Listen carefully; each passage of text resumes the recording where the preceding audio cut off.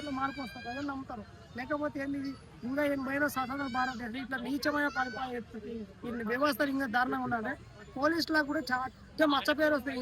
గత 10 సంవత్సరాలలో పోలీసుల మీద వ్యతిరేకత అనేది పెరుగుతుంది. ఎందుకంటే మీరు ఒకరికొక రకమైన శిక్ష ఇస్తారు. ఇప్పుడు పేద అమ్మాయి పాపం అక్కడ ఎక్కడికెళ్ళో బతకడానికి వచ్చింది, అమ్మాయి చనిపోతారు, ఒక కుక్క కూడా వాల్యూ లేదు, కుక్క కూడా వాల్యూ ఉంటుంది, మనిషికి వాల్యూ లేదు. కొంతమంది సోషల్ మీడియా కుక్కలకి ఇబ్బంది అయితే వస్తారు. మళ్ళీ ఇంకొక అమ్మాయి చనిపోతే కూడా ఈ రోజు స్పందిస్తుంది అంటే ఈ తెలుగు మీడియా అంతా ఏం చేస్తుంది, దరిద్రం మీడియా.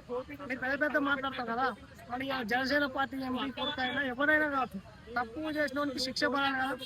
ఈ రకంగా తెలంగాణ ప్రభుత్వం పోలీసుల పైన ఏమి యాక్షన్ తీసుకుని పోలీసులు వరకు ఆ కేసు ఏం చేసిండ్రు పబ్లిక్ కూడా తెలియదు చేసింది. అంటే ఎవరు డబ్బిస్తే వానికి లొంగే సిచ్యువేషన్. కాబట్టి దయచేసి ఏంటంటే పౌర సమాజం కూడా ఇట్లా విషయాల్లో మేలుకోవాలి. ఇవాళ సంఘాలు కూడా అంటారు కదా, పాపం ఎక్కడికి వెళ్ళి వచ్చిన వాళ్ళ పైన ఎవరైతే తప్పు చేసిన ఎంపీ కొడుకు వాళ్ళని శిక్షించే విధంగా ఉండాలి.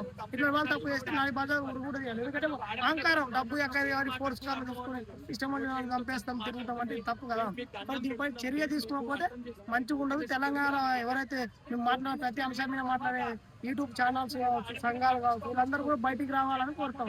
అదే విధంగా అన్న ఇప్పుడు మన పుష్ప 2 రిలీజ్ సంధ్య థియేటర్ లో జరిగింది కదా, అప్పుడు ఇమీడియట్ గా అల్లు అర్జున్ గారిని అరెస్ట్ చేయడం ఇవన్నీ చేశారు కదా. సోషల్ మీడియాలో టీవీ ఛానల్ అడావుడి చేశారు. అదే మరి ఇప్పుడు ఎందుకు చేయట్లేదు మన రేవంత్ రెడ్డి ప్రభుత్వం?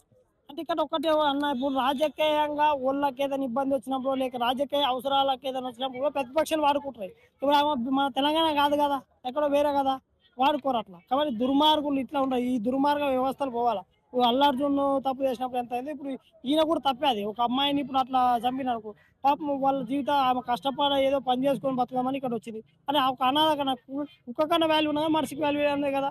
System correct. ఇప్పుడు నాయకులు అందరూ దొంగలే, ఏ నాయకులు ఏ పార్టీలు ఉన్నా అందరు దొంగల్లాగా మారిపో.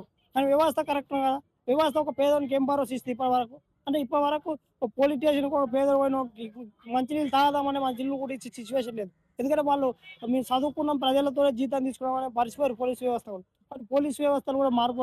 సేమ్ టైం పౌర సమాజం ఇట్లాంటి విషయాల్లో గట్టిగా స్పందిస్తేనే జరుగుతున్నాయి. కానీ ఇది 100% దుర్మార్గం. ఎందుకంటే ఒక కుక్కకు కూడా వాల్యూ ఉన్నా కానీ ఒక మర్చి ఎక్కడికి వెళ్ళి వచ్చే మర్చి చనిపోతే కూడా వాల్యూ. ఎందుకంటే మేము డబ్బు అహంకారం, రియల్ ఎస్టేట్ ఇలా భూములు ఉంటాయి, ఆ భూములు అమ్ముకుంటుండ్రు, వందల కోట్లు వస్తున్నాయి, దానివల్ల రుబాబు తాగుడు తినరు. ఎందుకంటే మీ అమ్మాయి కష్టపడి ఉంటారు, కానీ వీళ్ళ అమ్మాయి కష్టపడలేదు, పేదలు కాబట్టి ఇక బతకనే వచ్చారు. కానీ ఆ వ్యక్తి ఎవరైతే చనిపోరో ఆ మహిళ పైన ప్రభుత్వం వెంటనే ఎవరైతే ఎమ్మెల్యే ఎంపీ కొడుకునో వారి పైన సీరియస్ యాక్షన్ వాళ్ళు వాడు ఎవరైనా ఏ పార్టీ అని ఉండొచ్చు, ఎవరైనా ఉండొచ్చు, ఏ పార్టీ అని ఉండొచ్చు, తక్షణమే అరెస్ట్ చేయాలి, కఠినమైన శిక్షలు ఆ కుటుంబాన్ని ప్రభుత్వం ఆదుకోవాలి. లేకపోతే ఇది తీవ్ర స్థాయిలో ఉంటుంది, ప్రజలు కూడా మేల్కోవాలని కోరుతాను. అదే చచ్చిపోయిన భారతి ఎవరైతే ఉన్నారో వాళ్ళ అమ్మ ఈ రోజు ఒక వీడియో రిలీజ్ చేసింది. అంటే ఆమె చనిపోవడం వల్ల మా కుటుంబానికి భారం అవుతుంది, ఆమె పంపించిన నెలసరి డబ్బులతోనే మేము బతుకుతున్నాం అని చెప్పేసి చెప్పింది. దాని గురించి ఎలా అంటే కుటుంబానికి ఇప్పుడు మెయిన్ ఆధారం లేదు కదా. మరి అంతే కదా అన్న. ఇప్పుడు వాళ్ళు అక్కడ అవకాశాలు లేవు కాబట్టి తెలంగాణ లాంటి రాష్ట్రంలో కొన్ని పనులు చేసుకొని బతుకుదామని ఆలోచించినప్పుడు నిజంగా ఎవరైనా ఇప్పుడు ఆ తల్లి కూడా బాధపడతారు కదా. ఒక ఏజ్ వచ్చిన కూతురు చనిపోయింది, సేమ్ టైం వాళ్ళ కుటుంబాన్ని పోషించి ఒక వ్యక్తి చనిపోయినప్పుడు వాళ్ళ జీవితాలు కూడా నాశనం అయితే. ఇంకోటి ఆర్థికంగా ఇబ్బంది, మానసికంగా కూడా బాధపడతారు. ఎందుకంటే ఒక కూతురు చనిపోయినప్పుడు ఎవరైనా అది ఒక మర్చి కుక్క కన్నా హీనంగా చనిపోయి యాక్సిడెంట్ అయింది. అసలు దాని మీద ఎవరు ప్రభుత్వం కానీ ఇక్కడ ఉన్న నాయకులు కూడా రెస్పాండ్ కాలేదు. అంటే అసలు మనిషికి కూడా వాల్యూ ఇయర్ అనే సిచ్యువేషన్ వచ్చింది. అంటే మన రాష్ట్రం కూడా అయితే ఒకలాగా, పక్క రాష్ట్రం అయితే ఒకలాగా చూస్తారు కదా. రాజకీయ నాయకులు కూడా ప్రతిపక్షాలు కూడా ఎట్లయితే అంటే రాజకీయంగా అవసరం ఉన్న దాన్ని మాత్రమే వాడుకునే సిచ్యువేషన్. ఈ దరిద్రం తెలుగు రాష్ట్రం. ఇప్పటికే యువతరాన్ని ఏమన్నా యువతరం మేల్కొని ఇట్లాంటి విషయాలలో రండి. ఎవరైనా కావచ్చు, వాళ్ళు వేరే రాష్ట్రం ఉండొచ్చు, దీనిపైన ప్రభుత్వం పైన ఒత్తిడి చేయాలి. ఆ కుటుంబాన్ని ప్రభుత్వం ఆదుకోవాలి. ఎవరైతే ఎంపీ కొడుకునో ఆ ఎంపీ కూడా వాళ్ళ దగ్గర ఆ కుటుంబానికి ఆర్థిక సాయం చేసే విధంగా ప్రభుత్వం ఉంటేనే మంచిగా. లేకపోతే ఎవరైతే మీరు ప్రజా సంఘాలు అని చెప్తారో ఇట్లా దుర్మార్గులు ఎరిగిపోయారు అనే కూడా సిచ్యువేషన్ వస్తుంది. మీరు ఒక్క విషయంలో స్పందించారు, ఈ విషయంలో స్పందిస్తారు కదా. ఆ కుటుంబానికి ప్రభుత్వము ఎవరైతే ఇప్పుడు ప్రజా సంఘాలు ఉంటో వీళ్ళందరూ కూడా ఆ ప్రెస్ క్లబ్లో కావచ్చు, ఇట్లా ప్రెస్ మీట్లు పెట్టి తీవ్ర స్థాయిలో చర్యలు తీసుకునే విధంగా ప్రభుత్వం మీద ఒత్తిడి తేవాలని కోరుతాం.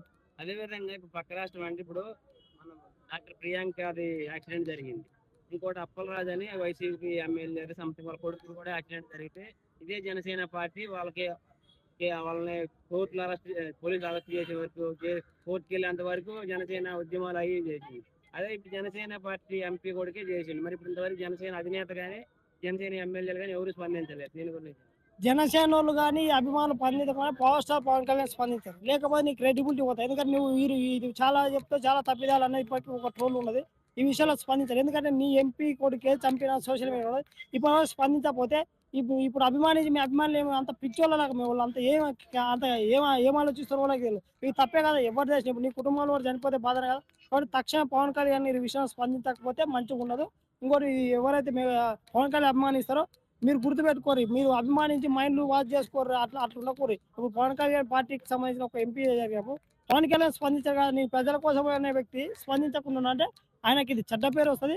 దయచేసి పవన్ కళ్యాణ్ ఈ విషయంలో స్పందించకపోతే భవిష్యత్తులో చాలా మూల్యం ఉంటుందని చెప్తారు. రాజకీయంగా నీకు ఇబ్బందులు వస్తాయని చెప్తారు ఈ విషయాన్ని. అట్లా. అయితే ఈ యాక్సిడెంట్ చేసిన వ్యక్తి ఎవరైతే సుభాష్ ఉన్నారో అతను ఏమంటున్నాడంటే నేను డ్రింక్ చేయలేదు, ఏదో సడన్ గా అలా జరిగిపోయింది అని చెప్పేసి అంటున్నాడు. అది అంతవరకు కరెక్ట్ అంటారు? అంటే ప్రాణం చెప్పినంత ఈజీ ఆ ప్రాణం పోవడం తీయటం. ఇప్పుడు వానికి ఏమన్నా టెస్టులు చేసినప్పుడు వాడు ప్రశాంతంగా కూకుంటూ పోతుండు. వానికి బాధ్యత లేని వ్యక్తుడు అర్థమవుతున్నాడు. బాధ్యత ఉన్న ఎవడైనా నువ్వు 1,00,000 కోట్లు ఉన్నా నువ్వు నీ పరిమితులు అంటే తాగాంది అమ్మాయిని గుద్దరికి ఎందుకు నీవు అంత రేట్ అంటే నువ్వు సంపానికి వచ్చావు పిచ్చోడు ఏమన్నా.